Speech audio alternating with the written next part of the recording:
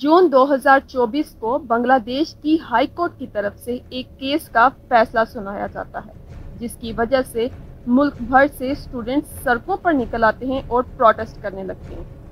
जब ये प्रोटेस्ट संगीन हुए तो इस पर काबू पाने के लिए हुकूमत ने मिलिट्री का सहारा लिया और मुल्क भर में इंटरनेट और मोबाइल सर्विस को बंद करते हुए कर्फ्यू नाफिज कर दिया गया। इसके बावजूद जब स्टूडेंट्स नहीं रुके तो सुप्रीम कोर्ट ने हाई कोर्ट के फैसले को रद्द करते हुए स्टूडेंट्स की मांगों के मुताबिक फैसला किया, लेकिन हालात ने खौफनाक मोड़ ले लिया, जिसके तहत बांग्लादेश की वजीर आजम शेख हसीना को मुल्क छोड़कर भागना पड़ा। लेकिन स्टूडेंट्स के इस इश्तियाल की वजह क्या थी, आइए जानते हैं इस वीडियो में।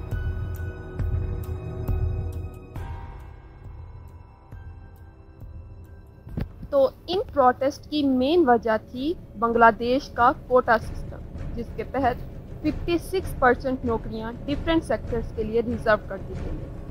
लेकिन स्टूडेंट के इस इश्तियाल की वजह उस कोटा सिस्टम का 30% था, जो कि फ्रीडम फाइटर के ग्रैंड चिल्ड्रन के लिए रिजर्व कर दिया गया। अब फ्रीडम फाइटर कौन लोग हैं? तो असल में ये वो लोग हैं जिन्होंने 1971 में बांग्लादेश की आज़ादी के लिए अपनी जानें कुर्बान की। असल में बांग्लादेश पहले पाकिस्तान का हिस्सा हुआ करता था, जिसको ईस्ट पाकिस्तान करके बुलाया जाता था, और आज का पाकिस्तान वेस्ट पाकिस्तान कहलाता था। इन दोनों पाकिस्तान के टुकड़ों के दरमियान इंडिया था। उस वक्त वेस्ट पाकिस्तान की तरफ से मिलने वाली सोशल, इकोनॉमिकल, पॉलिटिकल डिस्क्रिमिनेशन की वजह से ईस्ट पाकिस्तान के लोगों ने अपने हक के लिए आवाजें उठाना शुरू कर दी।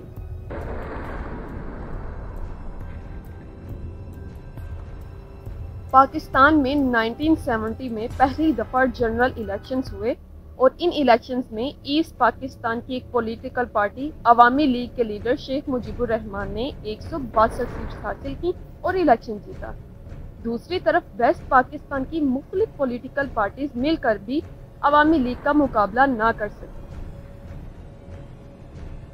इतनी क्लियर विक्ट्री के बावजूद वेस्ट पाकिस्तान की एक पॉलिटिकल पार्टी के सरबराह जुल्फकार अली भुट्टो और उस वक्त के आर्मी चीफ जनरल यकया खान ने रिजल्ट्स मानने से ही इनकार कर दिया। बांग्लादेश की जिंदा दिल अवाम ने अपने हक के लिए आवाज उठाई और सड़कों पर निकलकर प्रोटेस्ट शुरू कर दी। इस प्रोटेस्ट को रोकने के लिए वेस्ट पाकिस्तान की तरफ से ईस्ट पाकिस्तान में मिलिट्री ऑपरेशंस की गई, जिसके नतीजे में ईस्ट पाकिस्तान में बड़े पैमाने पर वायलेंस देखने को मिला। Finding sites where mass executions took place in what was then East Pakistan and now is Bangladesh. सारी सूरत हाल ने बांग्लादेश के लोगों में आज़ादी की ऐसी शमा रोशन की कि महज एक साल के बाद 1971 में बांग्लादेश ने जंगे आज़ादी देखी। 16 दिसंबर 1971 में दुनिया का नक्शा एक दफा फिर से तब्दील हुआ और बांग्लादेश को आज़ादी मिली। Every few yards along the canal banks lie human skeletons. Locals claim tens of thousands died here, but no one can say for sure how many killings occurred.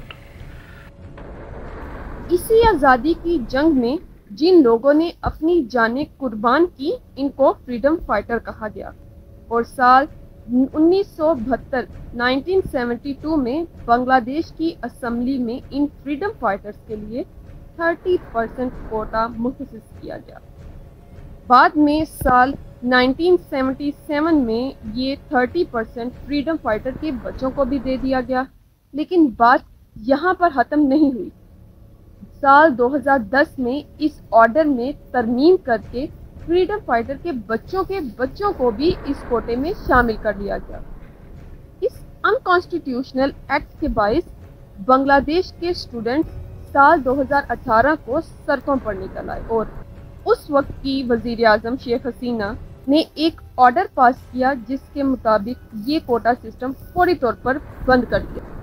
तो अब सवाल ये पैदा होता है कि स्टूडेंट्स दोबारा से इस सिलसिले में प्रोटेस्ट क्यों कर रहे हैं, क्योंकि ये 30% कोटा तो 2018 में ही ख़त्म हो गया था। दरअसल हुकूमत के इस फैसले के खिलाफ साल 2022 को फ्रीडम फाइटर के कुछ ग्रैंड चिल्ड्रन ने ہائی کورٹ میں اپیل دائر کر دی۔ جون 2024 کو ہائی کورٹ نے دوبارہ سے فریڈم فائٹر کے گرینڈ چلڈرن کو 30% کوٹا دے دیا۔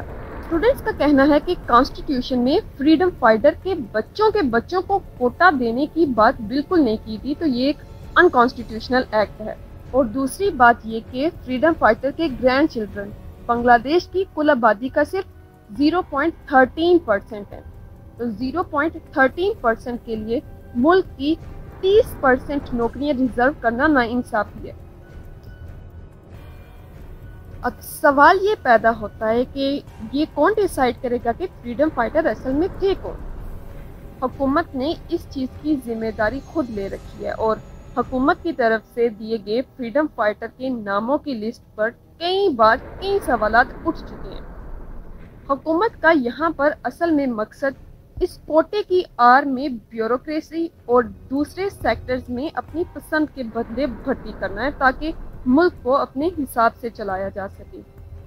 اب دوسرا سوال یہاں پر یہ اٹھتا ہے کہ 2018 میں پرائم منسٹر نے کیوں کوٹا سسٹم ختم کر دیا تھا؟ تو اس کا جواب بڑا سادہ سا ہے کہ کیونکہ 2018 کی الیکشنز کو جیتنے کے لیے حسینہ شیخ نے اسٹوڈنٹس کی مانگوں کو پورا کیا اور ایک ہی جھٹکے میں ایک آرڈر پاس کر کے یہ 30% کوٹا سسٹم ختم کیا۔ سال 2018 میں شیخ حسینہ نے الیکشن جیتا اور دوبارہ پاور میں آ گئی۔ سال 2024 میں بنگلہ دیش میں پھر سے الیکشنز ہوئے اور شیخ حسینہ کو تاریخی فتح حاصل ہوئی۔ ایک بڑی famous global organisation Transparency International کا کہنا ہے کہ سال 2024 کے الیکشنز ون سائیڈڈ تھے اور اپوزیشن میں کوئی پارٹی تھی ہی نہیں۔ الیکشن کمیشن نے تمام پالیسیز کو حسینہ کے فیور میں بنایا، جس کے تحت حسینہ نے دوبارہ سے حکومت سنبھال لی۔ اصل میں بنگلہ دیش میں تمام تر ادارے حسینہ شیخ کے آرڈر پر چلتے ہیں، اور یہی وجہ ہے کہ اسٹوڈنٹس ہائی کورٹ یا سپریم کورٹ کی بجائے حسینہ کے خلاف نعرے بازی کر رہے ہیں، کیونکہ وہ جانتے ہیں کہ ہر ادارے سے نکلنے والی پالیسی کے پیچھے اصل میں حسینہ ہی ہوتی ہیں۔ اس ساری صورتحال نے خوفناک موڑ تب لیا جب عوامی لیگ کے اسٹوڈنٹ نے پروٹیسٹرز کو شدید انداز میں کنفرنٹ کیا، جس کے نتیجے میں کئی پروٹیسٹرز اپنی جان سے گئے، اور اسی جلدی پر تیل کا کام کیا حسینہ شیخ کے ایک سنگین سٹیٹمنٹ نے، جس میں انہوں نے پروٹیسٹرز کو رضاکار یعنی غدار قرار دے دیا۔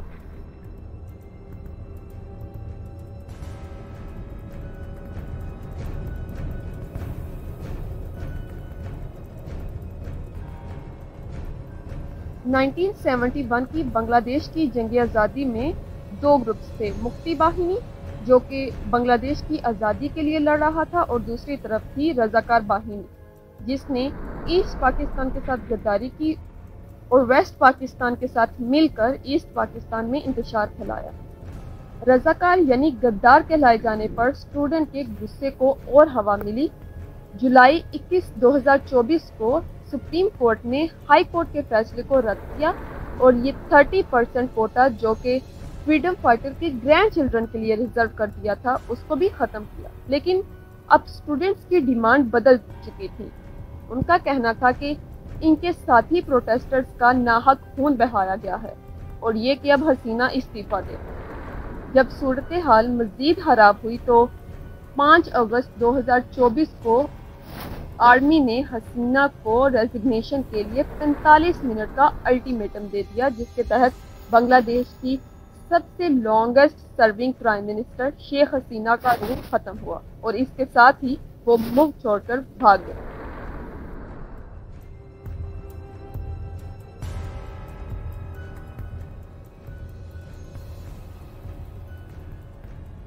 اس کے ساتھ 5 اگست 2024 کو دوپہر 3:30 پر آرمی چیف کی طرف سے ایک اناؤنسمنٹ کی جاتی ہے کہ ملٹری نے ملک کو ٹیک اوور کر لیا ہے۔ اسی کے ساتھ ہی آج کی اس ویڈیو کو ختم کرتے ہیں۔ ملتے ہیں نیکسٹ ویڈیو میں، اپنا بہت سا خیال رکھیے گا۔ اللہ حافظ۔